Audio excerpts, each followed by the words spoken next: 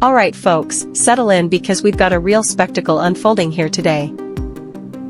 Forget your standard office drama, we're going deep into the woods, or at least a backyard that's trying to be a forest. Our first scene features a chap in what I can only describe as a luminous orange ensemble. Looking like a human tangerine wielding a chainsaw like it's a conductor's baton.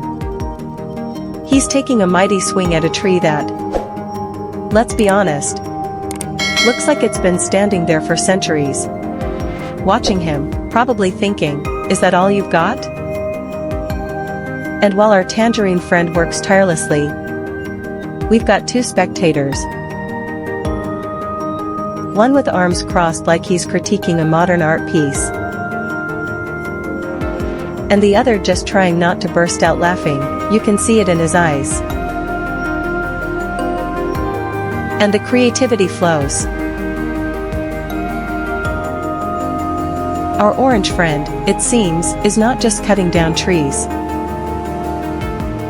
He's sculpting them. He just made a perfect, V-shaped cut. I'm starting to think he's auditioning for the next great tree surgeon. I wonder if the tree appreciates his unique fashion sense and sharp edge. Hold your hats, folks. The chainsaw is buzzing like a disturbed beehive as our protagonist keeps carving, making geometric shapes with tree parts. It's almost like he's trying to communicate in abstract wood. What secrets will this tree reveal through the blade? We can only wait and see. Well, would you look at that?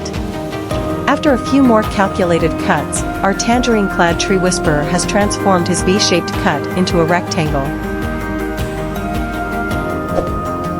Is this the start of a treehouse?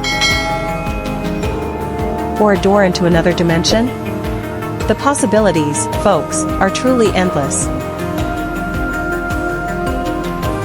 An astute observer from our crowd declares, "Now, that's real craftsmanship." And you're not wrong, sir. The chainsaw wizard steps aside and brandishes a hammer, leaving us pondering what comes next in this wood-themed saga. Is it demolition time or a woodworking lesson? The suspense is real. Oh, hold on, the chainsaw is back. Now the cutting is getting more intricate. I guess he's not a fan of the usual square cuts. This is more than just logging, it's a performance. I'm starting to wonder if I should be paying for a ticket. And now we have another gentleman joining our lumberjack. And together they're creating what looks like a small alcove on the tree trunk. Is this going to be an impromptu birdhouse? A portal to Narnia? Stay tuned to find out, folks. Using a hydraulic jack as their tool, they proceed to install something in the cutout. There's some sort of tree-based home improvement going on here. After a few well-placed whacks and adjustments, a contraption seems to be installed in the space cut out of the tree. Talk about innovation. And that's it, folks, the final cut.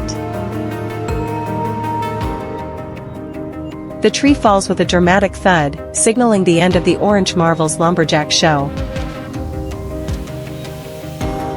I am beginning to feel a bit exhausted just watching them work.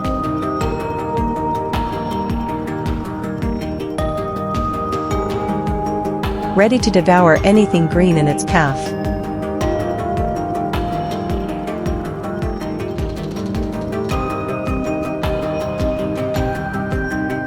And for our next act, we're whisked away to an industrial-looking machine that resembles a ravenous beast.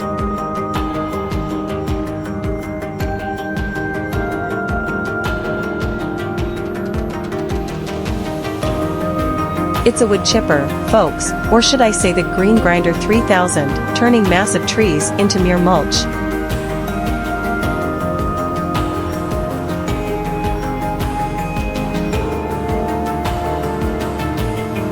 Not just branches, whole tree trunks are vanishing into this machine, transforming into sawdust in the blink of an eye. I think the workers are treating this like a gourmet meal prep, and the